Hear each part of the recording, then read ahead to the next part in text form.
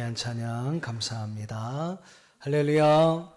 오늘 예배 자리에 오신 여러분 모두를 주님의 이름으로 환영하고 또 주님의 이름으로 축복합니다.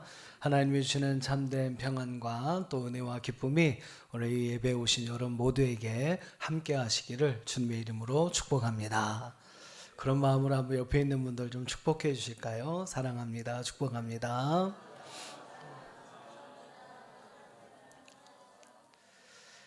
자, 우리 한 주간 여러분 말씀 묵상 잘 하셨나요? 예, 그래도 몇 분 이렇게 자신 있게 대답해 주셔서 감사합니다. 하루에 한 장이라도 여러분 꼭 말씀 묵상 하시면서 여러분 그 말씀을 가지고 또 하루하루를 사랑하는 여러분 되셨으면 좋겠습니다. 자, 우린 지난 한 주간 동안 고린도전서 14장부터 16장까지 함께 읽고 고린도전서를 마무리했고요. 고린도 후서의 말씀 1장, 2장의 말씀까지 함께 살펴보았습니다. 어떤 말씀이 여러분에게 은혜가 되는 말씀이었는지 좀 궁금하기도 합니다. 저는 오늘 여러분 함께 읽으신 말씀이에요. 오늘 고린도 후서 2장 이 후반부에 나오는 이 향기, 냄새라는 단어하고 우리가 이제 월요일 날 내일 이제 묵상을 하게 될 텐데요. 고린도 후서 3장 전반부의 말씀 보면 이 편지라는 단어가 나옵니다. 그래서 저는 이 두 단어가 좀 저에게 한 주간 꽂히는 그런 단어가 됐어요. 그래서 이 두 단어가 저에게 많은 은혜를 주었고 또 많은 것을 묵상하고 생각할 수 있는 시간이 되었습니다. 그래서 오늘은 이 두 단어 향기, 편지를 중심으로 해서 여러분과 함께 말씀의 은혜를 나누려고 합니다. 자, 먼저 그리스도의 향기에 관한 이야기를 한번 살펴보도록 하겠습니다. 오늘 사도 바울은 고린도 후서 여러분 함께 읽으셨던 말씀인데요. 2장 15절 말씀에서 이렇게 이야기를 합니다. 우리 15절 다시 한번 같이 읽어볼게요. 시작. 우리는 구원받는 자들에게나 망하는 자들에게나 하나님 앞에서 그리스도의 향기니. 아멘. 여러분 우리를 가리켜서 누구라고 이야기를 합니까? 그리스도의 향기다. 한번 따라해 봅시다. 나는 그리스도의 향기다. 여러분 그렇게 믿으십니까? 예, 여러분 좋은 향기를 바라는 향기도요 좋은 향기가 있지만 막 싫은 그런 향기가 있습니다. 여러분 누구에게나 좋은 향기가 되시기를 축복합니다. 자, 어떤 사람들에게 우리가 그리스도의 향기라고 이야기합니까? 구원받은 자들에게나 망하는 자들이라고 했어요. 망하는 자, 구원받지 못한 이들을 이야기합니다. 그리고 더 나아가서 하나님 앞에서 하나님 앞에서 우리는 그리스도의 향기다라고 이야기를 합니다.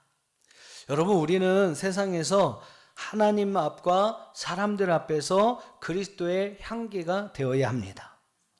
그리스도인으로서 우리는 다른 그리스도인들에게 여러분 함께 살아가고 있는 믿음의 동역자들에게 그리스도의 향기가 되어야 하고요. 더 나아가서 하나님 앞에서 하나님 보시기에 아름다운 그리스도의 향기가 되어야 합니다. 그리고 여러분 그리스도인이 아닌 다른 비그리스도인들에게 좋은 향기를 품는 좋은 향기를 내는 전하는 그런 자가 되어야 한다는 거예요. 여러분 중요한 것은 우리에게는 어떤 향기가 있어야 할까요? 저는 가끔 그 바디워셔 있잖아요. 그것을 이렇게 많이 선물을 합니다. 왜냐하면 이제 좋은 사람들을 만날 때 좀 몸에서 좋은 향기가 나면 사람들에게 더 호감을 얻지 않습니까? 그래서 저는 바디워시를 이렇게 좀 가끔 선물을 드릴 때 그걸 많이 드리는 경우가 있어요. 그래서 그걸 이렇게 몸을 깨끗이 샤워하면 몸에서 좋은 향기가 나니까 그 사람이 좀 더 다른 사람에게 좋은 호감을 가질 수 있었으면 하는 마음에서 그런 선물을 드리는데 여러분 어떻습니까? 우리는 그리스도인들인데 그리스도인들에게는 어떤 향기가 나야 할까? 오늘 16절의 말씀을 보면 사망에 이르는 냄새가 있고 생명에 이르는 냄새가 있다라고 이야기를 해요.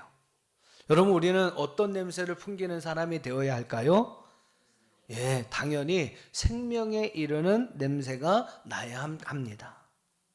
옆 사람 한번 냄새 좀 맡아보세요. 옆 사람 무슨 냄새가 나는지, 무슨 냄새가 나는지, 정말 생명에 이르는 냄새가 나는지. 우린 그리스도인들인데 우리 그리스도인들에게서는 생명에 이르는 냄새가 나야 하는데 과연 우리에게서 그런 냄새가 나느냐라는 거죠. 자, 여러분, 어떤 사람에게 생명에 이르는 냄새가 있을까요?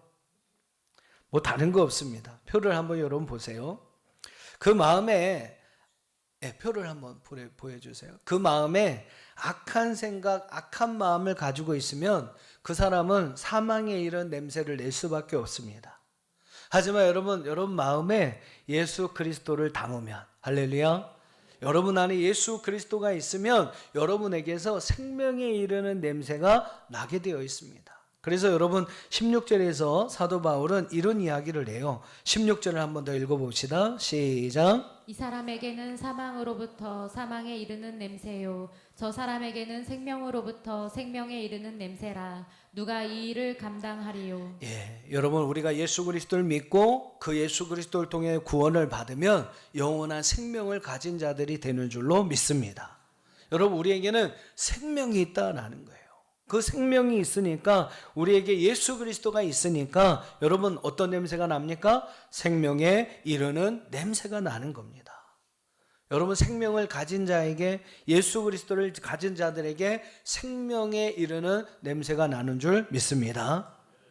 여러분 한번 생각해 보세요. 어떤 병이 하나 있습니다. 빈병이 하나 있는데 현재는 아무것도 담겨져 있지 않은 거예요.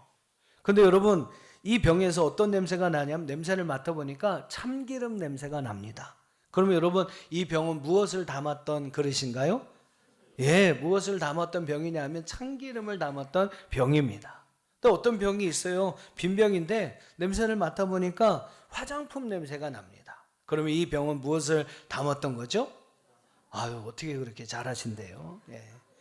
화장품을, 어떤 화장품인지는 정확히 모르지만 화장품을 담았던 그릇이구나라는 것을 우리는 알 수 있습니다. 냄새는요, 그 그릇에 무엇이 담겨져 있느냐에 따라서 그 냄새가 달라지는 거예요. 무엇을 담고 있느냐, 아니면 이전에 무엇을 담았느냐, 여러분 그거에 따라서 그 냄새가 남아있는 겁니다. 여러분의 마음에 무엇을 담고 있느냐, 무엇을 담고 있었느냐, 여러분 그것에 따라서 우리에게 나는 냄새가 달라진다라는 거죠. 근데 여러분, 중요한 것은 이전에는 참기름을 담았지만 여기에 또 다른 어떤 물건을 담아요. 그럼 어떻게 될까요? 이전의 냄새는 사라집니다. 이전의 냄새는 사라지고 새롭게 담은 그것으로 인해서 나는 냄새가 달라지게 된다라는 거예요. 여러분, 우리가 이전에 어떤 것으로 살았느냐, 그거에 따라서 우리에게 나는 냄새가 달라집니다. 근데 중요한 것은 우리 안에 새로운 것을 담으면 그것으로 인해서 우리의 냄새가 달라질 수 있다. 특별히 여러분 안에 예수 그리스도를 담으면, 할렐루야, 그분, 여러분 안에 선하고 아름다운 그분의 말씀을 담으면 오늘 우리에게, 이전에는 여러분이 어떻게 정말 나쁜 마음과 생각을 가지고 살아서 좋지 않은 사망에 이른 냄새가 날지 모르겠지만, 여러분 이제는 선하고 아름다운 냄새, 생명에 이르는 그러한 냄새가 나게 되는 줄로 믿습니다. 여러분, 우리의 마음에 지금 무엇이 담겨져 있느냐, 참 중요합니다. 여러분 마음에 더러운 것이 있으면 결국 더러운 냄새가 날 수밖에 없어요. 하지만 우리의 마음에 거룩하고 깨끗함이 있으면 거룩하고 깨끗한 냄새가 나는 거죠. 여러분 안에 예수 그리스도가 있으면, 하나님이 우리에게 주신 말씀이 있으면 우리는 그 냄새가 나는 줄로 믿습니다. 우리 안에 무엇을 담고 있느냐, 그것이 어떤 냄새를 내느냐와 연결이 되어 있다라는 거예요. 지금 여러분 마음에 무엇을 담고 있습니까? 마음속에 무엇이 있는지 목사님 어떻게 알아요? 그렇게 생각하실 수 있지만 여러분 절대 아니에요. 여러분은 잘 모르시겠지만 여러분 주변의 사람들은 여러분 마음에 무엇을 담고 있냐에 따라서 여러분에게서 나는 냄새가 달라집니다. 하나님 물론 여러분의 마음을 다 아시겠지만 여러분 사람들도 여러분에게서 나오는 그 풍겨나온 냄새를 통해서 여러분 안에 뭐가 있는지를, 무엇이 담겨 있는지를 어느 정도는 알 수 있다라는 거예요. 우리는 이것을 늘 생각하면서 살아가야 합니다. 더러운 것을 담으면 더러운 냄새가 날 수밖에 없고요. 거룩한 것을 담으면 거룩한 냄새가 날 수밖에 없습니다. 한 나그네가 한 덩이의 진흙을 얻었습니다. 근데 이 진흙에서 너무나 아름다운 향기가 나는 거예요. 그래서 나그네가 진흙에 물었어요. 야, 너는 바그다드의 진주냐? 진흙이 대답합니다. 아유, 아닙니다. 그럼 너는 인도의 사향이냐? 아유, 아닙니다. 그럼 너는 무엇이냐? 저는 한 줌의 진흙일 뿐입니다. 아니, 그런데 어떻게 너에게서 이렇게 아름다운 향기가 나올 수 있느냐? 그 비결을 말씀드린다면 나는 백합화와 오랜 기간 함께 살고 있었습니다. 그렇게 여러분 대답하더라는 거죠. 그렇습니다. 진흙에서 나는 향기는요, 진흙 때문에 나는 게 아니에요. 백합화와 함께 오랜 기간 있었기 때문에 그 진흙에서 백합화의 향기가 묻어 있는 겁니다. 여러분 마찬가지가 아니겠어요? 우리가 그리스도의 향기가 우리에게서 나라면 우리는 그리스도와 함께 오래 있어야 합니다. 늘 그리스도를 생각하고 그리스도를 묵상하면 여러분에게서 그리스도의 향기가 날 겁니다. 또 여러분 그리스도에 주시는 우리에게 말씀을 묵상하고 그 말씀대로 살려고 노력하고 애쓰면 여러분은 잘 모르시겠지만 여러분 주변의 사람들이 여러분에게서 그리스도의 향기를 맡을 수 있게 된다는 거예요. 옛날에 여러분 재래 화장실, 저도 어렸을 때 재래 화장실을 썼었는데 아마 그런 추억을 가지고 계신 분들 많으실 겁니다. 근데 여러분 그곳에서 한 3분 정도 이렇게 3, 4분 정도 볼일을 보고 오잖아요. 그러면 뭐 굳이 사람들에게 말을 안 해도 이 사람이 지금 어디 갔다 왔구나 하는 거를 알 수가 있습니다. 그럼 그렇지 않습니까? 그죠? 안 물어봐도 굳이 안 물어봐도 알아요. 굳이 얘기 안 해도 이 사람 어디 갔다 왔구나 라는 것을 알게 됩니다. 그게 여러분 냄새, 향기라는 거예요.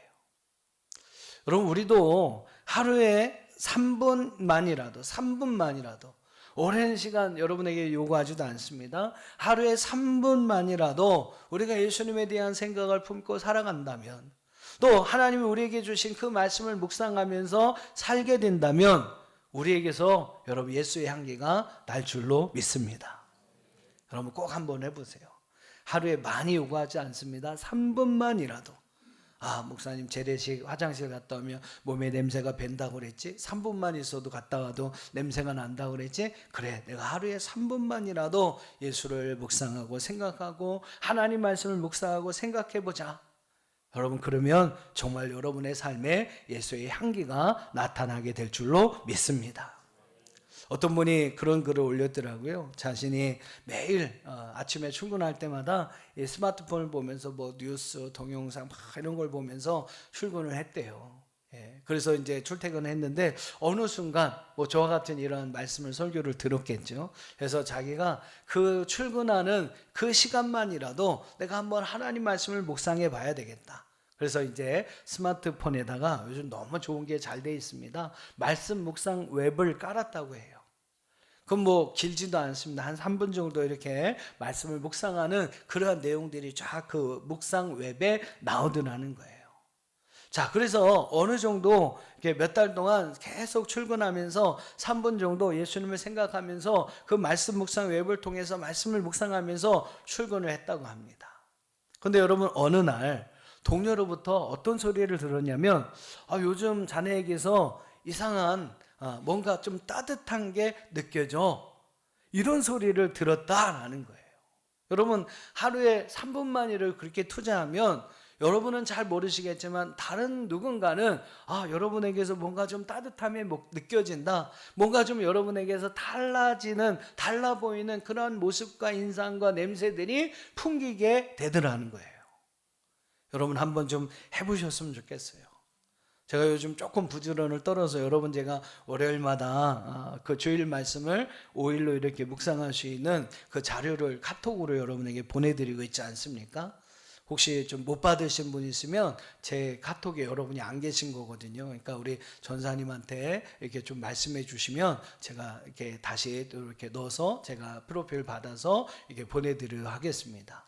이게 어떤 분은 이게 카톡으로 보내는 메시지가 거절이 되어 있어가지고 못 받으신 분들도 있어요. 그러니까 그걸 한번 좀 잘 체크하셔서 제 문자를 못 받으시는 분들은 이렇게 말씀해 주시면 제가 또 수정해서 보내드리도록 하겠습니다. 그 하루에 한 3분 정도 할 수 있는 그런 분량의 내용들을 보내드리는 거거든요. 그러니까 주일에 주셨던 말씀들을 여러분 한번 기억하면서 하루에 3분씩이라도 좀 말씀에 대해 생각해보고 예수님에 대해서 생각해보자. 그런 의미에서 여러분에게 그런 내용들을 보내드리고 있습니다. 아마 여러분이 그런 걸 가지고 정말로 금요일까지, 월요일부터 금요일까지 3분씩이라도 여러분 투자해서 그렇게 말씀을 묵상하고 예수님을 생각한다면 아마 여러분에게도 그런 일들이 일어날 거예요. 누군가가 여러분을 보면서 요즘 자기 이상해. 요새 좀 당신한테서 좀 막 따뜻함이 느껴져. 여러분 이런 이야기들을 여러분 들을 수 있을 거라 믿습니다. 여러분 한번 해보세요. 오랜 시간 아닙니다. 3분이라도 여러분 그 시간을 투자해서 한번 여러분 매일매일 예수님을 마음에 담고 하나님 말씀을 여러분 마음에 담아보세요. 그럼 여러분에게서 여러분 안에 예수 그리스도 또 하나님이 주시는 그 말씀으로 인해서 생명에 이르는 아름다운 냄새들이 여러분에게서 풍겨나게 될 줄로 믿습니다. 자, 17절을 한번 봅시다. 자, 특별히 이 17절 말씀은 우리가 하나님 말씀을 받을 때의 자세를 우리에게 이야기해요. 그리스도의 좋은 향기를 품은 사람은 하나님 말씀을 어떻게 받아야 하는가? 우리 17절 말씀을 한번 같이 읽어봅시다. 시작. 우리는 수많은 사람들처럼 하나님의 말씀을 혼잡하게 하지 아니하고 곧 순전함으로 하나님께 받은 것 같이 하나님 앞에서와 그리스도 안에서 말하노라. 아멘. 여러분 생명으로부터 생명에 이른 냄새가 나는 그리스도인들은 순전함으로 하나님 말씀을 받습니다. 할렐루야. 예, 하나님 말씀을 받을 때에 여러분 이 단어에 보면 혼잡하다, 순전하다라는 두 단어가 대조돼서 나오고 있는데 하나님 말씀을 받을 때에 혼잡한 마음으로 받지 않고 순전한 말씀을 받아야 해요. 그렇게 여러분 하나님 말씀을 받을 때에 오늘 우리에게서 생명에 이르는 냄새가 난다라는 겁니다. 두 단어가 오늘 17절 말씀에는 대조돼서 나오고 있어요. 바로 혼잡한 마음, 순전한 마음 이 두 단어가 나오고 있습니다. 혼잡하다라는 말은 헬라어로 카펠론테스라고 하는 단어입니다. 이 단어의 의미는 크게 두 가지가 있는데 하나는 이렇게 과일을 파는 사람들이 그렇잖아요, 그죠? 똑같은 과일을 쭉 뭐 두 칸, 세 칸 이렇게 놓고 그것을 팔지 않습니다. 밑에는 좀 이렇게 별로 안 좋은 거 먼저 쫙 깔아요. 그리고 맨 위에는 좋은 것을 이렇게 놓습니다. 그래서 그 마치 물건이 다 이렇게 좋은 물건으로 가득한 것으로 보이는 거죠. 여러분 그런 행위를 가리켜서 카펠리온테스라고 이야기를 합니다. 즉 다른 사람을 좀 이렇게 속여서 자기의 이익을 챙기려고 하는 그런 행위를 가리키는 말이기도 합니다. 또 이 단어는 어떤 뜻이 있냐면 여러분 포도주가 있지 않습니까? 그 포도주에 양을 늘리기 위해서 물을 타는 거예요. 그래서 한 요만큼 팔 거를 막 2배, 3배로 늘려가지고 그것을 같은 값에 파는 겁니다. 그래서 더 많은 이익을 남기려고 하는 그러한 의미를 이 단어가 가지고 있어요. 그러니까 여러분 우리가 하나님의 말씀을 들을 때 혼잡하게 받는다라는 것은 어떤 의미입니까? 자기가 유리한 대로 그 말씀을 해석한다는 거예요. 자기에게 도움이 되고 유익이 될 만한 말씀만을 듣겠다라는 겁니다. 손해보는 말씀은 듣지도 않는 거예요. 자기의 귀를 즐겁게 하는 말씀은 아멘 하면서 듣지만 조금이라도 부담이 되고 회개하라는 말씀이 들리면 아예 귀를 닫아버리는 겁니다. 그게 여러분 바로 혼잡함이다라는 거죠. 요나가 여러분 그랬습니다. 요나는 하나님 말씀에 요나가 어디로 가서 하나님 말씀을 전하게 했죠? 니느웨로 가라고 했습니다. 니느웨. 그 당시 아시리아의 최고의 수도였던 니느웨에 가서 하나님 말씀을 전할 것을 이야기합니다. 근데 요나가 생각해 보니까 이놈들은 멸망을 당해도 마땅한 놈들인데 내가 거기 가서 왜 그들을 회개시키냐라는 이런 생각을 가진 거예요. 그래서 그는 니느웨와 정반대가 되는 다시스라고 하는 곳을 향해 배를 타고 갑니다. 여러분 이게 혼잡한 마음으로 하나님 말씀을 듣는 거죠. 사랑하는 여러분, 우리는 이렇게 혼잡한 마음을 가지고 하나님 말씀을 들어서는 안 됩니다. 우리는 이 혼잡한 마음을 버리고 순전한 마음으로 하나님 말씀을 들어야 합니다. 그럼 순전한 마음은 어떤 마음인가? 순전하다라는 말은 에일리 크린레이아라고 하는 단어인데, 이건 명확하다, 분명하다, 정확하다, 성실하다, 진실하다라는 그러한 뜻을 가지고 있어요. 어떠한 불순물도 섞이지 않았다라는 의미를 가지고 있습니다. 여러분, 어떠한 조금의 거짓도 어떻게 보면 우리의 작은 생각까지도 포함되어 있지 않고 온전히 하나님 말씀대로 순종하며 그 말씀을 따르는 것, 여러분, 그것이 바로 순전한 마음으로 하나님 말씀을 듣는 거예요. 지금 방송실에서 계속 저걸 보여주고 싶어가지고 지금 몇 번 왔다 갔다 지금 하고 있는데, 지금 한번 보세요. 혼잡한 마음과 순전한 마음은 여러분 이렇게 다릅니다. 혼잡함은 자기의 이익을 위해서 때로는 다른 사람도 막 속이는 일들을 하고요. 순전한 마음은 아니에요. 정직하게 진실하게 행하는 마음을 이야기합니다. 또 혼잡한 마음을 가진 사람들은 하나님 말씀을 들어도 자기 편의로 그 말씀을 해석해요. 자기에게 유리한 말씀만 듣습니다. 자기 귀를 즐겁게 하는 말씀만을 듣습니다. 하지만 여러분, 순전함으로 듣는다는 것은 그 말씀을 그대로 받아서 하나님의 말씀이니까 그대로 순종하는 거예요. 자기의 생각을 조금 더 집어넣지 않습니다. 온전히 그 말씀대로 듣고 순종하는 것, 이게 여러분 순전한 마음이라는 거죠. 물에 탄 포도원, 포도주를 생각하시고 하나님께 받은 것을 그대로 그 삶 속에 흘려보내는 삶을 살아가는 것, 이게 여러분 순전한 마음으로 하나님 말씀을 받는 겁니다. 여러분, 믿음의 방식은 순전함입니다. 할렐루야. 하나님, 우리가 순전한 마음을 가진 자가 되기를 원하시고 순전한 마음으로 하나님 말씀을 받으라고 말씀하고 있어요. 그럴 때 여러분, 우리에게 그리스도인다운 아름다운 향기가 나타나게 된다는 겁니다. 사랑하는 성도 여러분, 순전한 마음으로 하나님 말씀을 받아서, 할렐루야, 그 말씀을 여러분 마음 가운데 잘 새겨서 오늘 여러분에게서 생명에 이르는 아름다운 냄새가 풍기는 귀한 은혜가 있기를 주님의 이름으로 축원합니다. 자, 그 다음에 우리가 이제 아직 묵상하지는 않았던 말씀입니다만, 여러분 내일 이제 묵상하게 될 말씀인데, 이 내용을 여러분 좀 이렇게 꼭 말씀을 제가 드려야만 여러분이 내일 3장을 이해하는데 좀 더 도움이 될 것 같아서 미리 좀 말씀을 예습 삼아서 말씀을 드리는 겁니다. 바로 여러분 3장의 말씀 전반부에 가면 편지라는 그러한 말이 나옵니다. 우리 3장 2절과 3절을 한번 같이 읽어볼게요. 시작. 너희는 우리의 편지라 우리 마음에 썼고 무사람이 알고 읽는 바라. 너희는 우리로 말미암아 나타난 그리스도의 편지니 이는 먹으로 쓴 것이 아니요 오직 살아계신 하나님의 영으로 쓴 것이며 또 돌판에 쓴 것이 아니요 오직 육의 마음판에 쓴 것이라. 아멘. 여러분, 우리가 보통 이 편지라는 것을 생각할 때 어떠한 소식을 전하기 위해 보내는 것으로 생각을 합니다. 보통 그걸 이제 편지라고 우리도 알고 있죠. 근데 여러분, 이 고린도후서 3장에서 말씀하고 있는 편지의 의미는 조금 다릅니다. 조금 다른 의미예요. 소식을 전하는 편지의 의미가 아니라 이 3장에 나오는 편지는 계약서와 같은 종류의 문서를 이야기합니다. 보증서와 같은 확실한 어떠한 약속의 보증이 있는 문서로 이해를 하셔야 해요. 여러분, 2절에서 보면 2절 말씀엔 그 고린도 교회 성도들을 바울이 뭐라고 표현하냐면 너희는 우리의 편지다라고 이야기를 합니다. 너희는 편지다 이렇게 얘기하지 않고 너희는 우리의 편지다 이렇게 이야기를 해요. 잘 이해하셔야 하는데, 이 말은 고린도 교회 성도들이 바울과 그의 동역자들의 사랑과 수고의 헌신으로 세워진 아름다운 열매들이다라는 것을 나타내는 겁니다. 그들의 모습 자체가 바울이 얼만큼 수고하고 헌신해서 세운 열매인지를 확실히 보여주는 증거가 된다라는 거예요. 바울은 고린도 교회 성도들에게 너희들은 우리의 수고 헌신을 보증해주는 그러한 보증서와 같은 성도들이다.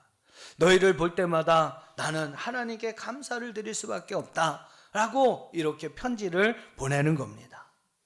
또 3절에서 바울은요, 너희는 우리로 말미암아 나타난 그리스도의 편지니라고 이야기를 합니다. 여기서도 너희는 편지다 이렇게 안 하고요, 너희는 그리스도의 편지다라고 이야기를 합니다. 이 말은 여러분, 살아계신 하나님께서 그리스도를 통해 보여주신 사랑과 믿음의 확실한 열매 결실들이 바로 너희들이다 라는 사실을 강조하는 이야기입니다. 너희들을 보면 하나님의 사랑이 보인다는 거예요.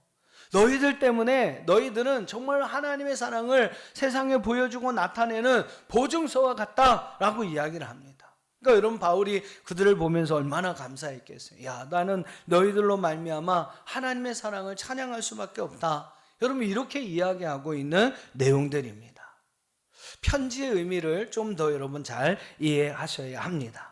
바울이 왜 굳이 여기에서 향기라 할 때는 그리스도의 향기 이렇게 이야기합니다. 너희는 향기다 이렇게 표현하지만 왜 여기서 너희는 편지다라고 표현하지 않고 우리의 편지다, 그리스도의 편지다라고 말씀하고 있는 이유가 분명히 있다라는 거예요. 여러분, 내일 고린도후서 3장을 묵상하실 때 그 부분들을 한번 좀 잘 참고하셔서 묵상하시면 좋을 것 같습니다. 여러분, 우리는 우리의 하나님의, 우리의 믿음의 선진들의 그러한 아름다운 믿음과 수고를 통해서 만들어진 그들의 편지인 줄 믿습니다. 또 우리는 그리스도의 사랑을 통해서 하나님께서 보여주신 최고의 사랑이죠. 바로 예수 그리스도를 통해서 그 사랑으로 우리에게 보여주신 최고의 확증인 편지가 바로 저와 여러분인 줄로 믿습니다.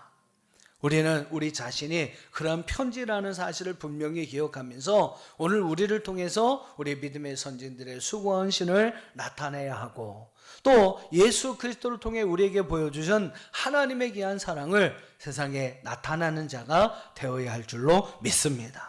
그래서 바울은 4절과 5절에서 이렇게 이야기를 합니다. 우리 4절과 5절 한 번 더 읽어보실까요? 시작. 우리가 그리스도로 말미암아 하나님을 향하여 이 같은 확신이 있으니 우리가 무슨 일이든지 우리에게서 난 것 같이 생각하여 스스로 만족할 것이 아니니 우리의 만족은 오직 하나님께로부터 나느니라. 아멘.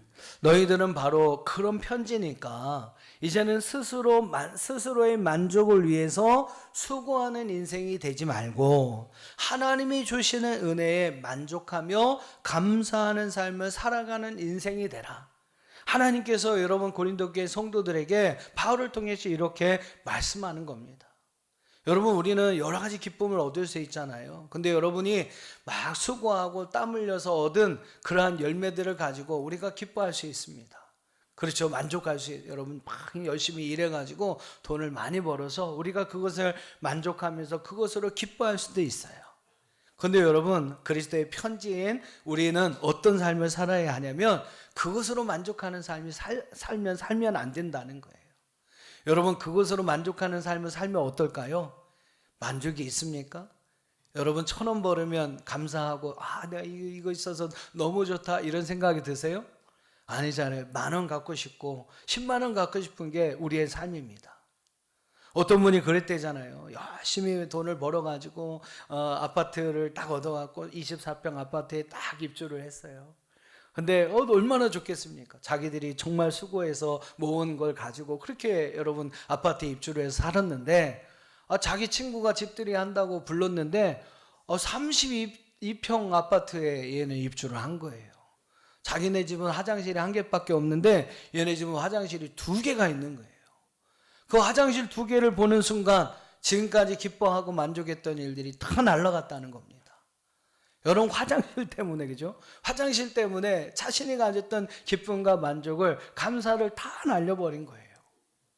여러분, 그게 우리가 수고해서 가진 인생을 가지고 만족하며 살아가면 이런 결과들이 일어날 수밖에 없습니다. 그래서 바울은 그런 인생 되지 말고 하나님이 주신 은혜에 만족하며 감사하며 살아가는 인생이 되라고 오늘 5절에서 이렇게 말씀하고 있는 거예요. 여러분, 그리스도의 편지는 우리는 어떻게 살아야 합니까? 스스로 우리가 행한 일로 만족하지 말고 하나님이 우리에게 주신 은혜에 만족하면서 살아가라는 것입니다. 우리는 무엇인가를 늘 찾아 헤맵니다. 행복을 찾아 헤맵니다.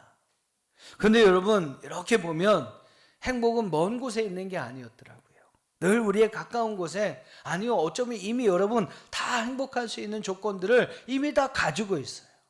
근데도 불구하고 우리는 자꾸 다른 곳에서 그런 행복을 찾으려고만 합니다. 존 버년이 쓴 철로역정이란 기독교의 고전을 보면 크리스찬이라는 사람이 나와요. 하나님의 사랑을 찾기 위해서 먼 순례의 길을 떠납니다. 진정한 행복을 찾기 위해서 그는 아주 긴 순례의 길을 떠납니다. 근데 여러분, 그가 맨 나중에 가서 느낀 것이 무엇입니까? 결국은 자기가 있던 그 자리가 자기의 진정한 행복의 자리였더라라는 겁니다. 이미 그 사랑은 오래전부터 자신과 함께 있었다는 사실을 맨 마지막 자기가 이전에 출발했던 그 자리로 돌아왔을 때 비로소 그 사실을 알게 되더라는 거예요. 그 사랑을 찾아 먼 여행을 떠났지만 이미 자신의 곁에 그 사랑은 함께 있었고, 지금 와서야 뒤늦게야 고생을 아주 진당하고 돌아온 후에야 뒤늦게야 그 사실을 발견할 수 있게 되더라는 겁니다. 자신이 지나왔던 모든 여정이 곧 하나님의 사랑이었고, 자신이 발견하지 못했을 뿐이지 하나님의 사랑은 이미 처음부터 자신과 함께 있었다는 사실입니다. 사랑하는 성도 여러분, 하나님의 사랑은 먼 데 있는 게 아닙니다. 지금도 바로 여러분의 곁에 있는 줄로 믿습니다. 저는 그렇게 생각해요. 지금 내 모습이 바로 하나님의 사랑의 증거이다. 우리는 여러분 이 사실을 깨닫고요, 지금도 한순간 한순간 나와 함께 하시는 하나님의 사랑과 은혜를 발견하고 그 사랑과 은혜에 만족하며 감사함으로 우리의 삶을 살아가야 합니다. 그게 여러분 진짜 행복한 삶을 살아가는 성도의 모습이고, 그것이 바로 그리스도의 편지로 살아가는 성도의 아름다운 모습이라는 거예요. 사랑하는 여러분 모두가 이 사실을 깨닫게 되기를 주의 이름으로 축복합니다. 이 사실을 분명히 깨달으시고 여러분 모두 그리스도의 편지로서 그 사랑을 나타내고 그 사랑을 보여주는 그러한 삶을 살아갈 수 있는 저와 여러분들이 될 수 있기를 주님의 이름으로 축원합니다. 오늘 우리에게 주신 말씀 그대로 여러분은 그리스도의 향기입니다. 여러분 그리스도의 편지입니다. 할렐루야. 예, 그리스도의 향기로서 그리스도의 편지로서 오늘 세상을 살아가는 저와 여러분 될 수 있기를 축복합니다. 매일 3분이라도 주님 말씀 묵상하고 여러분 주님의 마음을 여러분 마음에 담으면, 예수 그리스도를 여러분 안에 담으면 여러분에게서 생명에 이르는 냄새가 날 겁니다. 그것으로 여러분도 행복해지시고 여러분 주변에는 많은 사람들을 행복하게 하는 여러분의 인생을 살아갈 수 있기를 바라고, 하나님이 보여주시는 그러한 편지로서 세상에 하나님의 사랑과 은혜를 나타내고 보여줄 수 있는 그러한 편지로서의 삶을 살아가는 저와 여러분들 될 수 있기를 주님의 이름으로 축원합니다.